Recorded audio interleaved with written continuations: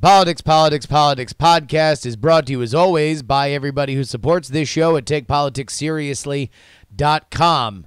Man, we're really serious about politics. Are you serious about politics? Are you so serious about politics right now? So are we.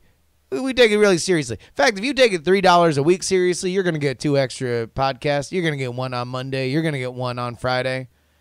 I'm not going to spill the whole beans, but last Friday's podcast began as an Alex Jones intro, and then just never let up. It was a fun time. Hey, a couple other things to bring to your attention right now. Number one, if you are in the San Francisco Bay Area, election night, the wave finally crashes, or does it?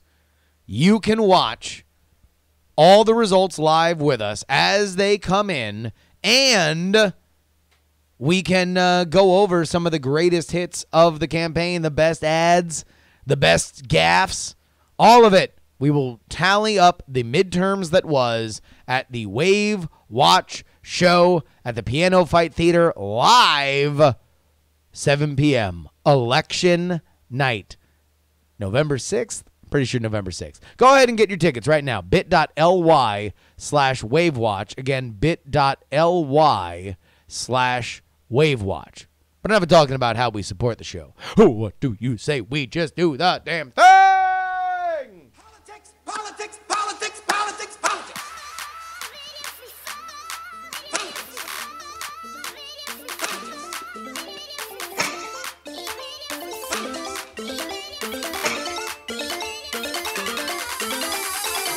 Yes.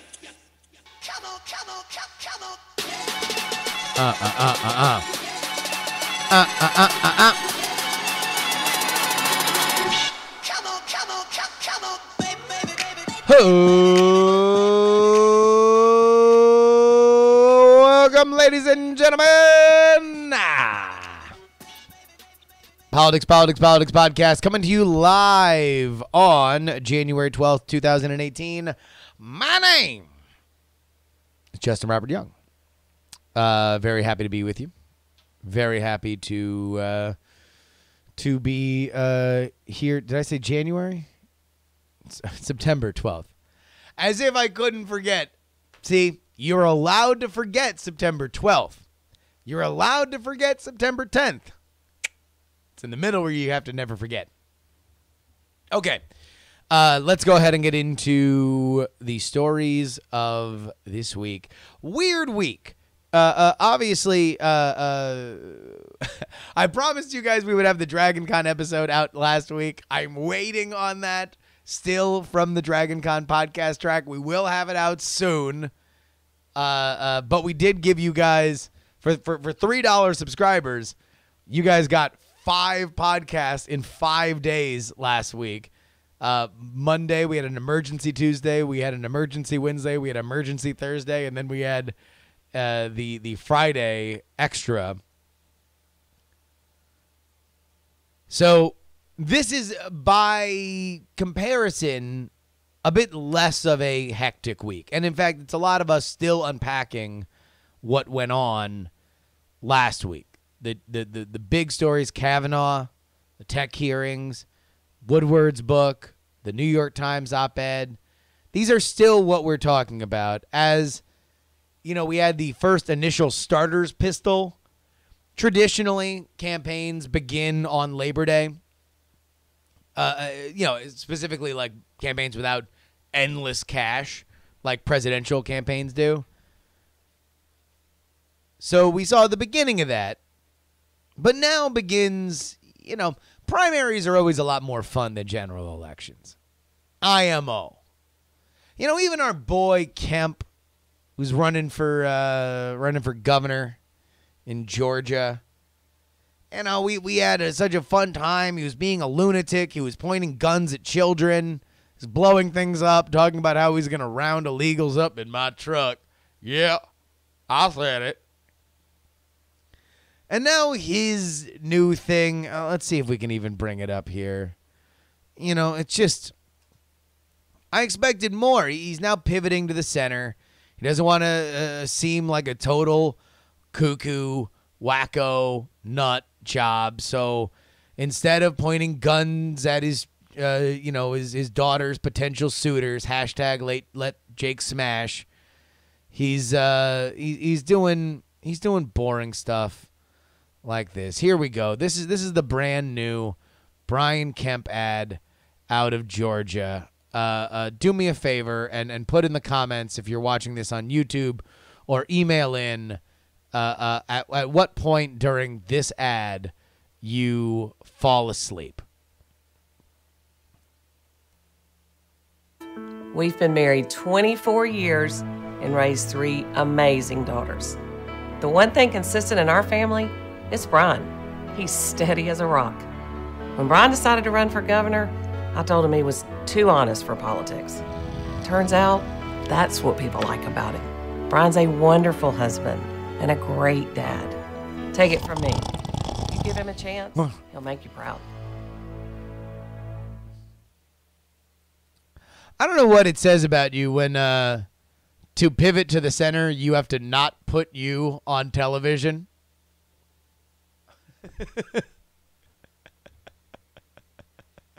I don't know where you're supposed to go with that. So now we're starting to see some stuff. We're starting to deal with stuff. But you want to know what? I'm not going to lie to you. This is not a strong lineup. We don't have a great list of things. We have Hurricane Florence that's brewing out on the corner of the Carolinas. For all of our Carolina listeners, please stay safe. If you are in flooded areas, please get the fuck out. This is my number one. I grew up in Florida. I understand hurricanes. I'm not going to lie to you. There's a part of me that misses hurricanes. Now living away from it, don't ask me to explain it. It's just a thing. Whenever hurricanes are hitting, I kind of feel like excited. It's a weird thing. It's a weird adrenaline thing with hurricanes. I did a Politicsx show where we were talking about the London show that I did. I told the story about how much I always love. I have fond memories of Jeb, pre-presidential Governor Jeb, would just get more disheveled hour by hour as he would start yelling at residents who had not left their houses.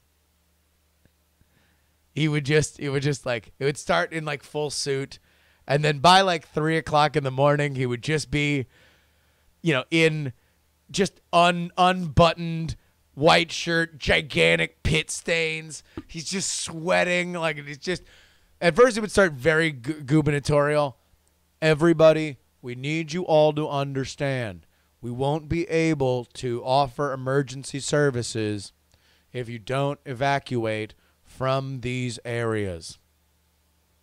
And then by the end of it, he's just sweating bullets, just dripping. He just looks like he's on a meth bender, and he's just, the decorum eventually evaporates, and he's just, get out!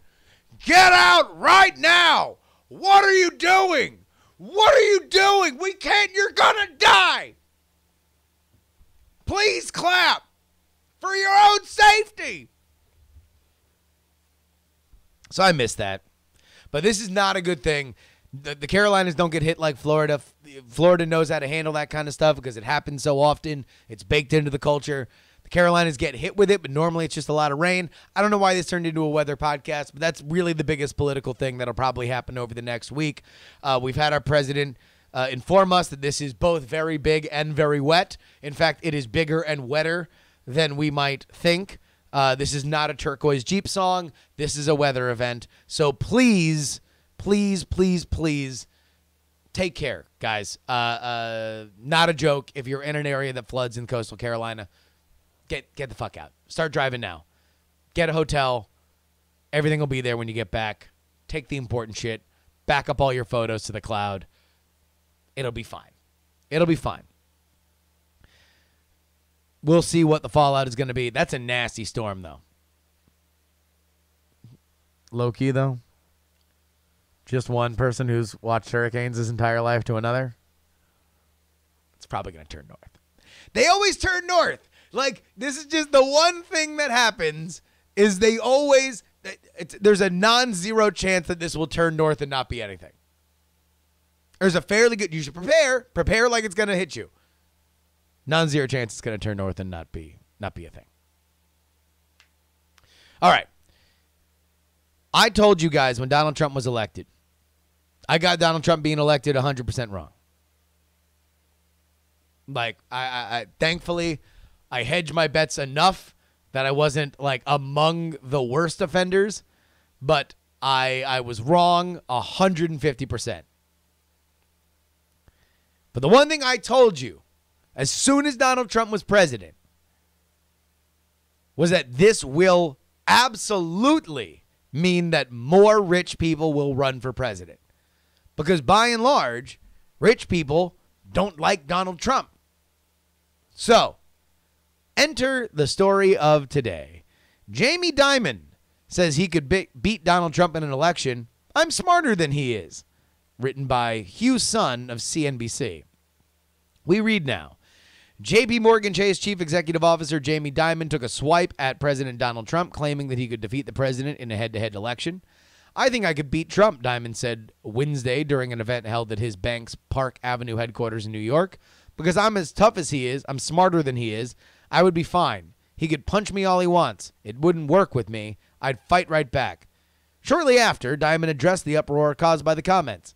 I should not have said it. I'm not running for president, the CEO said about an hour after the original exchange. The off-the-cuff outburst proves I wouldn't be a good politician. I get frustrated because I want all sides to come together to solve big problems.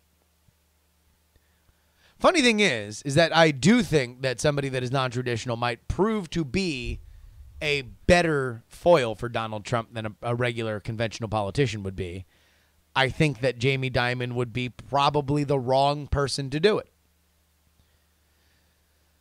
Because the thing that people who hate Donald Trump, I think, constantly get wrong is they don't take his populism seriously. And they don't fundamentally understand why, prior to him running for president, he was well regarded amongst poor and minority communities. And why, during the election, he consistently turned out, Obama Democrats who voted for Obama because they wanted to believe in hope and change. Donald Trump was a change candidate. The big signal for change, and here's why. Donald Trump is authentically nouveau riche. He is an avatar for what would happen if I got all that money tomorrow.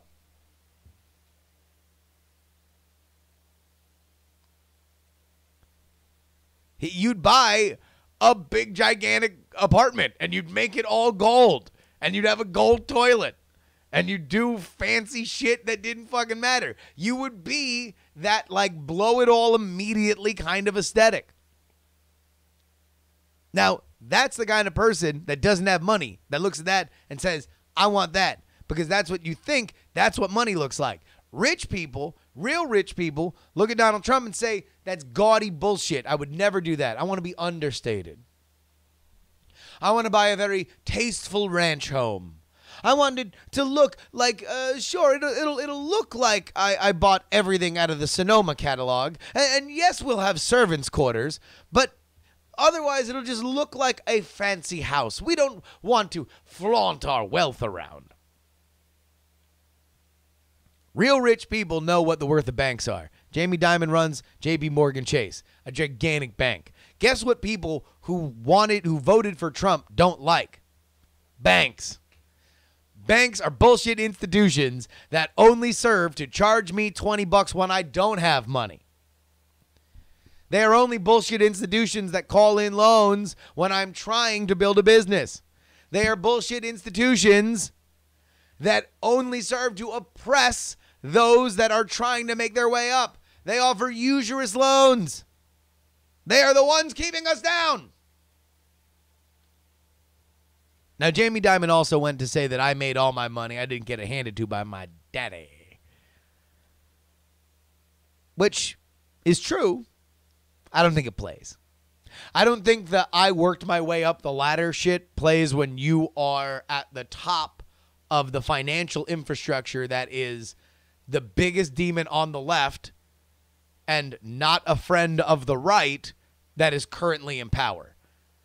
The right, the conservative element that currently has the conch is the populist element of the Conservative Party. So I don't think that Jamie Dimon would necessarily be a force here. But again, rich people want to run for president. Rich people want to run for president. You know, here's another person that ran for president, and one, he was an upset too. And that is JC. No, not Jesus Christ. Jimmy Carter. Jimmy Carter says that Democrats need to not steer off moderates should they hope to win the White House in 2020. This is a story from the AP. Former President Jimmy Carter sees little hope for the U.S. to change its human rights and environmental policies as long as Donald Trump is in the White House. But he has a warning for fellow Democrats looking to oust the current administration. Don't go too far to the left. Quote, independents need to know they can invest their vote in the Democratic Party, Carter said Tuesday during his annual report at his post-presidential center and library in Atlanta, where he offered caution about the political consequences should Democrats move to a very liberal program like universal health care. That's delicate, and Carter acknowledged even contradictory advice coming from the 93-year-old former president, and it underscores the complicated political calculations for Democrats as they prepare for the November midterms and look ahead to the 2020 presidential election. Quote, Rosie and I voted for Bernie Sanders in the past. So, Jimmy Carter, ever the contradictory,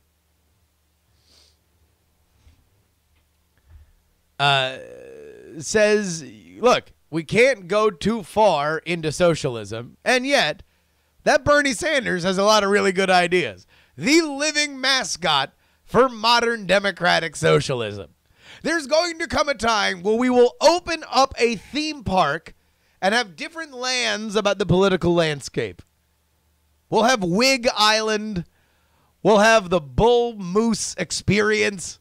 And we will have Democratic Socialism Land. And they're greeting you for photo opportunities at 2, 4, and 6 in the afternoon will be a gigantic felt version of Bernie Sanders. White hair, tousled, as it were. And for whatever reason, there will be a very confused Jimmy Carter saying that, no, I do not want to ride Universal Health Care Mountain, but I do want my picture with Bernie Sanders.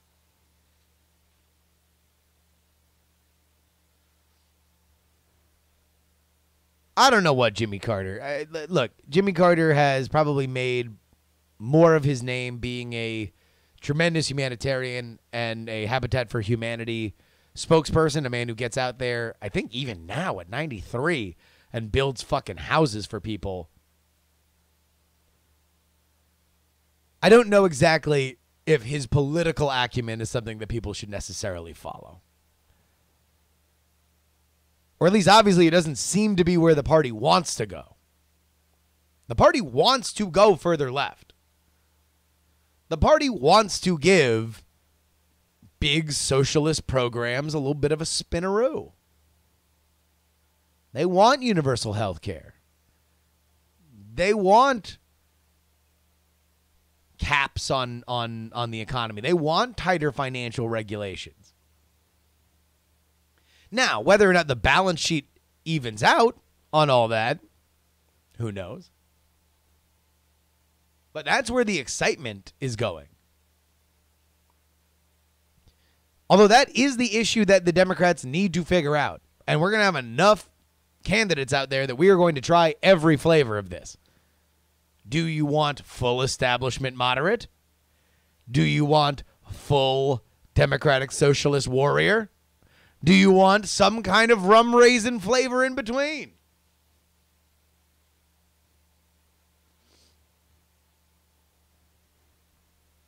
I don't know who he would really be talking to with that. Is he talking to a Cory Booker? Is he talking to a Bernie Sanders? Is he saying that, hey, Bernie, you've already established your Democratic Socialist bona fides. You do not need to go any further to the left. In fact, you can, at this point, pivot more to the center, and your hardcores will still believe in you. No one is going to out-socialist Bernie Sanders at this point. And as we will see a little bit later during our poll dance, there is certainly an argument to say that even in red states, that is a message for which is still resonating. Here's an article that I read that I thought was really interesting, and I would encourage my blue team listeners to read it, despite the fact that this is not the outlet for which I think you would read a lot, nor is it the kind of character that I feel like you would want to read a bio on. But this struck me because it felt very kind of Rolling Stone-y in a place that you normally don't read a kind of Rolling Stone-esque boots on the ground bio.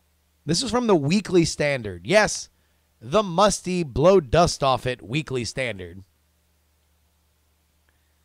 And it is a column, I guess, by Matt Labash about Sabo. Now, I'm sure the red teamers in our audience will know immediately who Sabo is. But you might know him because he is the guy that does high quality, like the design quality on it is great. Conservative protest vandalism of posters and billboards that satirize and brutally satirize members of the left. So his some of his work include during the let's see if we can bring up a picture of it for everybody watching us on twitch.tv/Justin R. Young or at youtube.com/Justin Robert Young. He did, this was after the Al Franken debacle that left him out of Congress. He printed out a gigantic Al Franken with his famous boob-grabbing gesture and put it up on an existing billboard for The Greatest Showman where Zendaya was, I guess, in full extension on a trapeze act. So it looked like he was inappropriately grabbing Zendaya or grabbing for Zendaya.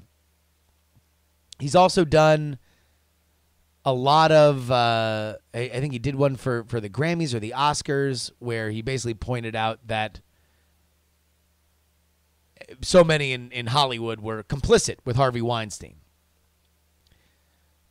Think what you will about him, and believe you me, if you didn't find him problematic before, you can read this and find him all the more problematic. But what I found interesting about this article was that it did get to some more vulnerable moments of one of the most committed members of the culture war. Specifically, this one idea that I want to drive home. That in everyone's heart, they kind of wish that the culture war was over. They kind of wish that they didn't have to be so mean. They kind of wish that it would be better if we could actually talk to each other. In their heart of hearts, in their quiet moments, Even Sabo, the guy who puts this amount of time and effort into not only designing, but thinking of the most brutal possible thing that you could say, the meanest possible thing that you could say about somebody. Very oftentimes calling them pedophiles or murderers, right?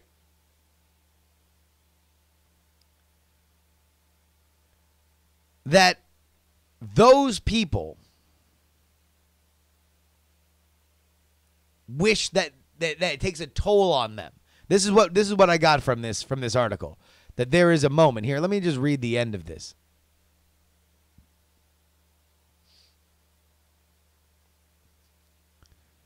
These are the final paragraphs on this. These days, it isn't necessary for your outrage to be justified. Outrage all by its lonesome will do just fine. Still, it can be a drag on a man. One night, tearing down the Pacific Coast Highway in Sabo's Jeep on our way to dinner, he makes a confession about the burdens of being himself. Quote, "It's not easy being mean. It's like I don't want to be Sabo 24/7. One, it's not who I am. Two, to truly be Sabo, I have to be pretty fucking vicious. I don't want to be vicious. It just takes too much out of me. You can't be a daisy and expect to get the kind of attention you may want. People are so damn desensitized these days that you almost have to be brutal. That resonates with people. I don't know why, but it does. I make what I take for a beautifully simple suggestion. How about not being brutal? How about taking people as they come? How about treating ideological adversaries as you'd want to be treated? The golden rule and all that corny stuff that we seem to be deliberately flushed from the National Memory Bank. You can disagree with your enemy, but you don't have to slaughter them. Maybe the enemy doesn't even have to be your enemy." Sabo waves me off like a child. For all of his dark nights of the soul, he is certain he knows what needs doing. Quote, "I feel comfortable in the battle, and that's going to make me bloody and dirty and callous. I know what you want. You want the good, clean guy to win. And you want to be able to say that you did it following certain standards. And that's fine. But the fact of the matter is, even you don't live up to those standards. It's not that I'm not a nice guy. It's not that I'm not a good guy, but those are ideals, and I gave up those ideals. Sometimes the dirty fighter is the one who's going to win."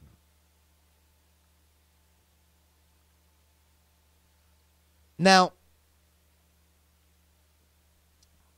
I don't want to say that this is a kumbaya kind of situation, because I don't necessarily think it is.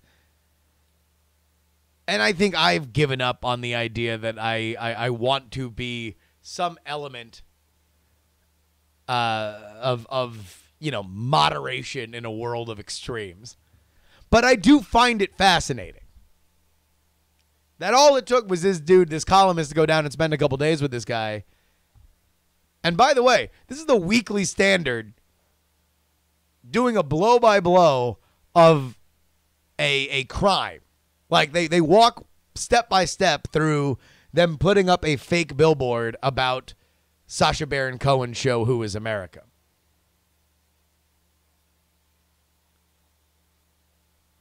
But then, even then, there's a moment where he's like, this hurts me. I don't want to do it. But yet, I have to be this mean. I have to be this mean because we are this desensitized, and the other side is going to be mean no matter what.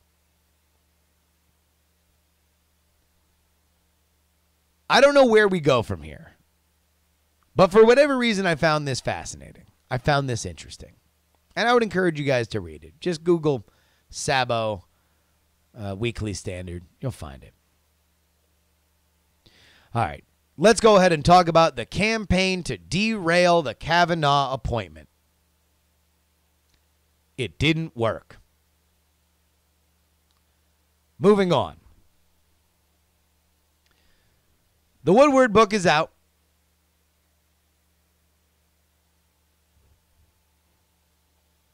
And people are starting to read it. And there is a very predictable turn that is being taken on it, at least in my Twitter feed. The left, the blue teamers, that I don't know how many people have read previous Woodward books, like his books about the Obama administration, the books about the Bush administration, like they're fairly dry tomes. They've always been, to me, kind of like comparable to ancient history books, where it's just like, there was a guy, he did a thing. He met wits with this person. There was an argument. This person won. The headlines came thusly. I think he looks at himself as a kind of official chronicler. Now, we live in a world where Trump books are their own batches of candy. They're sugar highs for not only the news media, but also the people that hate Trump. And it's followed a fairly predictable pattern. Candy shows up. Nom, nom, nom, nom, nom. Eat the candy. Sugar high. Headlines. Donald Trump's a piece of shit, says new book. Ooh, that's a good sugar high. Love that sugar high. Love that sugar high. Up. More candy. Trump. New book that calls me a piece of shit is a lie. Oh, fuck Trump. He's so angry about it. He's so angry about it. Yes. More candy. And this is rare candy. You've only got this candy every once in a while. But somebody gets sacrificed. Oh, we throw a Bannon on the pyre.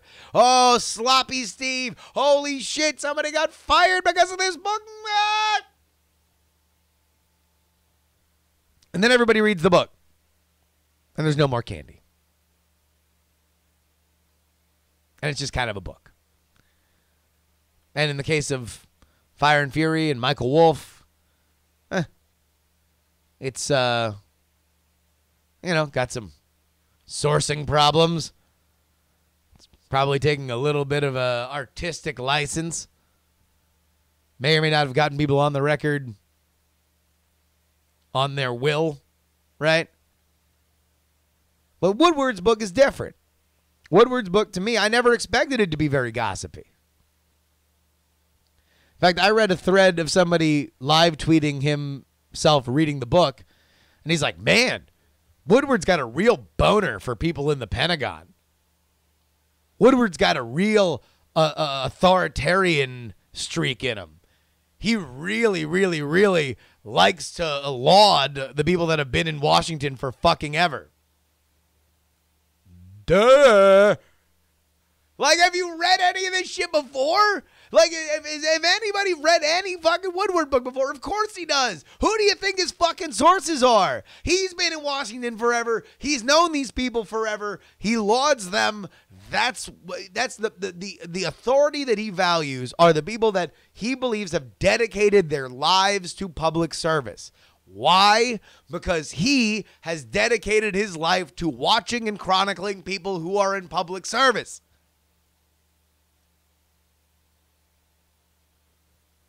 The only thing that I found really amazing about the Woodward book quotes was that I was shocked that fucking, John Kelly went on the record.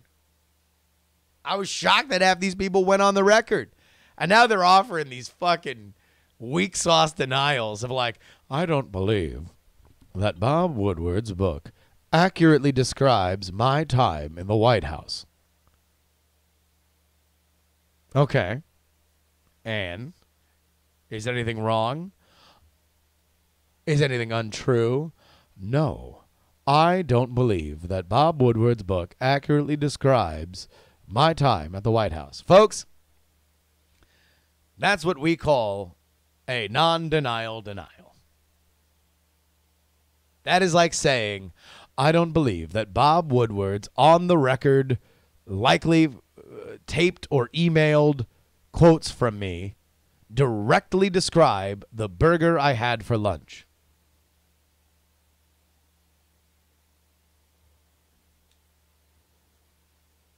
Doesn't matter. If it's wrong, say it's wrong. And if it's really wrong, sue the motherfucker.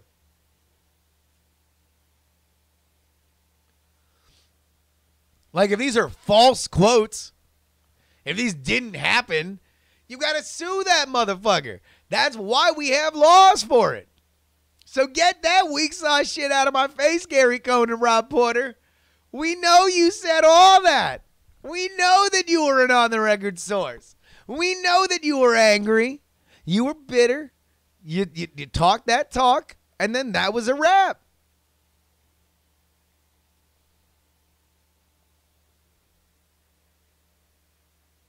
My problem with it is that, you know, you gotta understand these Woodward books for what they are. If you expected them to be bombshells, you're not going to be happy. If you expect them to be fairly dry historical text, you're going to be fairly pleased, as I will be fairly pleased when I read it. I got one more book to get through, and then I'm gonna cut into my current research and read this book, because I love that dry shit. I love that fucking, like, one congressman said to the other congressman, and the one congressman actually had a in with the other congressman because of a farm subsidy bill in 1985. Like, I love that stuff. Here's something I want to put on your radar. Drunk Fetus actually asks a fairly good question here in the chat. Why doesn't Woodward just publish all the tapes? For this reason. He wants to protect his sources, even if he knows that the sources got to do a little dance right now. Doesn't want to embarrass them. He knows that at some point he's going to have to come back to everybody. Number two, he is a permanent resident. He is a fixture. Bob Woodward, effectively, in Marvel lore, is the Watcher. Like, he is just a dude who is watching shit. So, if he were sued, he would do it. But he doesn't need to play the game in the press. And that's effectively what publishing the tapes would be. He would be saying, oh, you think I'm not credible? Well, listen to you saying these exact same words. Then there's also the kind of meta chess game, right? So let's say, theoretically, that Gary Cohn and Rob Porter went on the record and do think that Donald Trump is a big fucking idiot, right? And so now they are out of the White House, but they are still close to the White House. They hear a lot of stuff. In fact, they probably hear a lot of stuff from other people that are in the White House that think Donald Trump is a big fat fucking idiot. So if you want quotes about how Donald Trump is a big fat fucking idiot, where are you going to first go to get them? Probably Gary Cohn and Rob Porter. But here's the problem. You release the book, you have all these on the record quotes, and you have to understand that they got to push back so they can stay in the orbit. Otherwise, you've effectively burned your sources. So you sit back and you say, well, I'm Bob Woodward. All this shit has been recorded. They can say whatever they want. If they have a real problem with me, they can sue me. And at that point, I will provide any and all necessary information to protect myself from lawsuit. But they ain't gonna. They really just want to protect their stature in orbit. So, that's that. Why doesn't he publish all of his tapes? Because it would prevent him writing another book. In short. I want to put this on your radar. PX3-ians. It's coming soon, and I don't know whether or not it will be this year, but I suspect it might.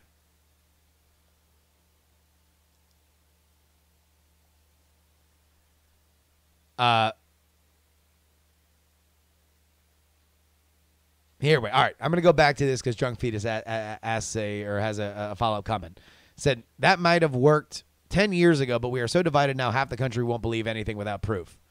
Do you think that they believe anything with proof? I mean, aside from demonizing Rob Porter and Gary Cohn, nothing would really change.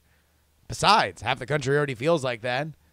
And it's not Bob Woodward's opinion it's not his job to sway sway people. It's his job to write. That's what he does. Okay. Donald Trump shuttered the Palestinian Liberation Organization office in D.C. this week. I am putting this on your radar because it's going to come fast. But you've seen all the rumblings about this for months now. Donald Trump's going to go hard after a Mideast peace process after the midterms. I think it is actually a fairly smart thing to do. If we look back from now, what have been, with independents, his base, and even some Democrats, the one thing that has been, when it's happening, looked at very positively that Donald Trump has done? Not much. Foreign policy. North Korea, and anything that we have done whenever Donald Trump makes the messes and then cleans them up.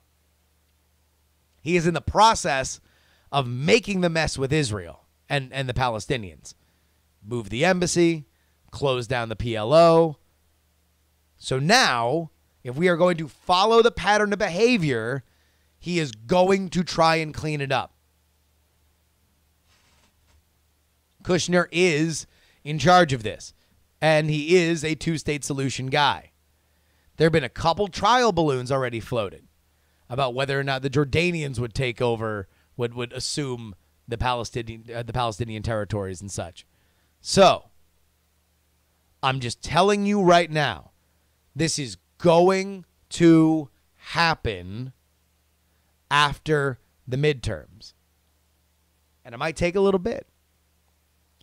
But if there is a hint during the Democratic, what Donald Trump wants is for Democratic candidates for president to be belittling the efforts he is making in Israel. Because he wants to be able to say, this was Clinton's big thing and he failed. Bush failed because 9/11 happened and the Arab allies were way more important than the Israeli allies during pretty much all of his presidency. Obama didn't even fucking try. I'm going to be the one to do it, and I'm trying right now. I'm offering. I'm trying to make the deal of the century, the deal that nobody else could make. Me, Dealy McDealerson, is going to deal his way to a deal.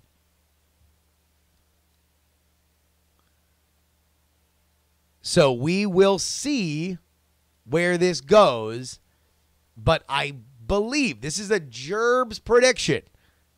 A Gerb's prediction that we are going to see efforts on this post midterm.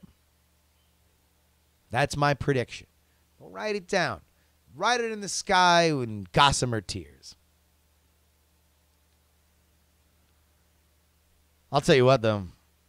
I mean, we're going to talk about Israeli-Palestinian shit. Might as well unload a little bit. How about man, I'll tell you what. I want to go back home. Yeah. I want to go back home where they do this shit right. Because another big story that we didn't cover this week was that Ron DeSantis, congressman, has stepped down so he can focus on running for governor, which brings us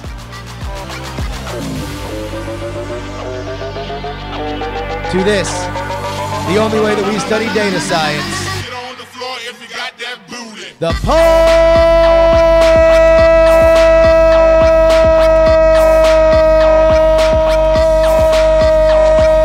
dance, dance, dance, dance, dance, dance. That booty. This is a Quinnipiac poll for the Florida governor's race, taken from August 30th to September 3rd, with a 785 likely voter sample and a 4.3% margin of error. Coming up first to the stage, He has a lot of free time on his hands now that he has decided it is governor's mansion or bust. Your Republican challenger, who swears he won't monkey anything else up. Please give it up. With 47% of the vote, he is Ron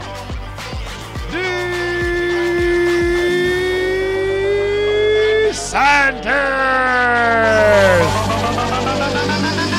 Get on the floor if you got that booty. But your headliner, proof that the Bernie message plays even in the red state of Florida. Folks, there has not been a Democrat in Tallahassee in this century. 18 years old. Give it up for the upset kid, Democrat Andrew Gillum, with 50% of the vote.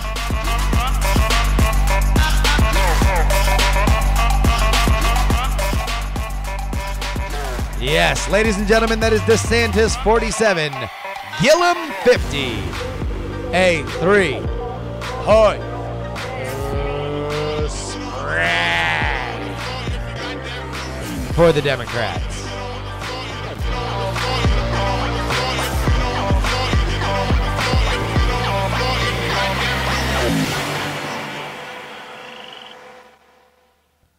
That is a very, very interesting race. Gillum was not expected to come out of the Democratic primary. He is viewed as to the left. Florida is a state that, again, has been in Republican control for a very, very, very long time. DeSantis shot himself right the fuck in the foot, literally, as soon as he could. As Gillum was, like, making his acceptance speech, DeSantis dropped the, like, a very well-spoken, let's not monkey up the progress shit. Woo! Now, Florida is a very red state. It's interesting that he is polling this far ahead. It would be a shock upset if he won. But let's see. Let's see. Until then, let's get into but your emails. TheYoungAmerican@gmail.com. Again, TheYoungAmerican@gmail.com is where you can send in your emails. Jeff wrote in, the problem I have with Fox News is similar to the problem I have with McDonald's when it's all that you eat. It can be detrimental to your health. When you don't have a balanced news diet and you eat nothing but Hannity, Fox and Friends, and McDoubles with extra cheese for every meal, it results in an unbalanced diet and news pyramid. The difference is that you hate yourself after eating McDonald's, and you hate minorities and Democrats after watching Fox. This summarizes my core problem with Fox, but like many things, it's a more complex set of grievances. Facts become debatable. Only Democrats get negative coverage. Debunked talking points are reiterated, and my exasperation grows. Now, couple this with the fact that nearly every public television I come across is tuned to Fox, and it's hard to feel much other than frustration. Hospitals, restaurants, hotels, nursing homes, 20-minute oil changes, the gym, the break room at work. These are all the places that come to mind when I think about where Fox is aired. The imbalance in Fox-heavy news diets with family and friends leads to an inability to have meaningful political conversation. The Fox viewers tend to be oblivious to topics that Fox decides aren't worth covering and use dog whistle buzzwords like deep state and witch hunt. I don't want to argue about the political leanings of Mueller and his 427 angry Democrats. And they don't want to discuss the ramifications of a White House staffer removing documents from the desk of a president. Don't get me wrong. There are responsible Fox viewers out there I even hate watch from time to time. Just like every now and then I want a double cheeseburger meal with no onions and a side of self-disgust. Jeff, thank you so much for writing in, because I feel like we have a moment of understanding before us. I'm going to reread your second paragraph. Facts become debatable. Only Democrats get negative coverage. Debunked talking points are reiterated, and my exasperation grows. Now, couple that with the fact that I'm going to paraphrase here, that there is a monopoly in certain areas on people who only are fed this information. What if I told you, Jeff, that talk radio, AM talk radio, and Fox News from that was built on the idea that every single one of the things you just said are the spark that created those mediums because they felt that every other news outlet was being unfair to them the way that you believe that they are being unfair to Democrats. This is the germ, the seed that grows this entire field. So you are 100% right. 100% right when you say that facts are debatable, only Democrats get negative coverage, debunked talking points are reiterated. But what if I told you that that was the reaction? What if I told you that there was a gigantic swath of people, all those people that make sure when they go to get their 20-minute oil change, when they go to the hospital, when they go to the restaurant, and they request the person turn on that channel because they feel that to this day and specifically before, that these were the reasons that they were being unfairly maligned. They were being fed an imbalanced diet. And now they can finally get the things that they weren't getting. This is the issue about right-wing media that I feel that left-wing folks don't get. Is that to right-wing folks, they're like, yes, we know this is straight heroin. We know that this is straight dope. We know that we are only getting half of the story. But it works because the rest of the world is only giving the other half. And so I feel like I'm getting a balanced diet, not because I'm only watching this. It's because the rest of the world is singing the other song. Now, is that fair? Is that right? Is that the healthiest way to go about things? No, I don't think so. At least that's not how I live my life. But it's so fascinating to see this description of Fox News because I feel like you guys, this is kindred spirits. This is why exactly what here. I'm going to read this.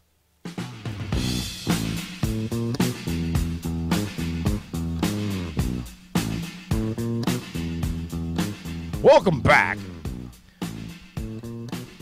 Ditto heads, please allow me to summarize my core problem with the mainstream media. I know, Snurdly. Like, with many things, this is more complex. But at its root, this is my grievances. Facts in the drive-by mainstream media become debatable. Only Republicans get negative coverage. Have you ever noticed that? Debunked talking points. And folks, these are easily researched debunked talking points are reiterated ad nauseum.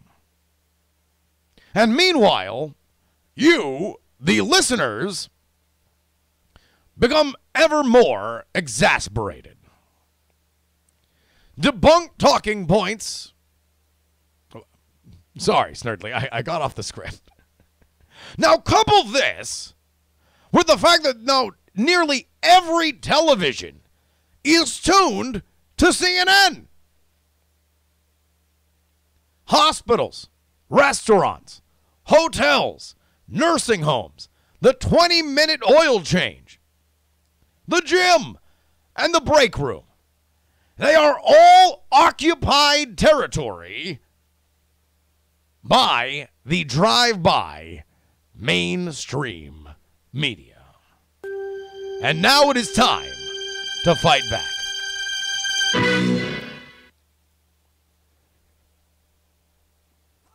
Politics, politics, politics, politics, politics. Thank you so much. Please email in theyoungamerican@gmail.com. theyoungamerican@gmail.com. Music has been provided by Valesco and Trop Killers. You can follow me at Justin R. Young everywhere. A reminder, if you have Amazon Prime, you can support this show by not paying any more money out of your pocket. Google Twitch Prime. Once you've linked a Twitch account to your Amazon Prime account, every month you can go to twitch.tv/Justin R. Young and subscribe to this channel. Even if you never watch me, it's money that is use it or lose it, and I'd love to have it because I'm calling dibs. Also remember, bit.ly/WaveWatch. WaveWatch. That's where you go to get tickets for our election night show at the Piano Fight Theater. No, I didn't realize that would take that off. Politics. So come on out, get tickets. Super awesome. All right, that about wraps it up. Remember, folks, some shows talk about politics. Others talk about politics. Still more talk about politics. But this is the only show that talks about Ray. I will see y'all next week.